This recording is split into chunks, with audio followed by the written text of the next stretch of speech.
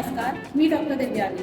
ऑपरेशननंतर रुग्णाने कोणती काळजी घ्यावी त्याबद्दल आज आपण बोलणार आहोत. सर्जरीनंतर शरीरामध्ये कमजोरी, वेदना व हालचालीमध्ये मर्यादा येते.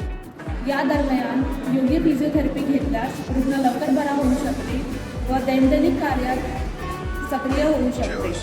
सर्जरीनंतर शरीरात सूज, इन्फ्लमेशन आणि टिश्यू हिलिंग प्रक्रिया सुरू होते.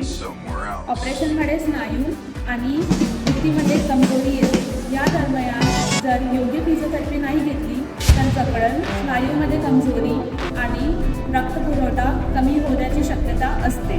सर्जरीची काळजी ही सर्जरीच्या प्रकारावर अवलंबून असते. जसं abdominal surgery, cardiac surgery, orthopaedic surgery. प्रत्येक सर्जरीनुसार फिजिओथेरपिक अप्रोच वेगळा असतो. यासाठी वेगळे फिजिओथेरपिक एक्सरसाइजेस आणि यंत्र कामात येऊ शकतात.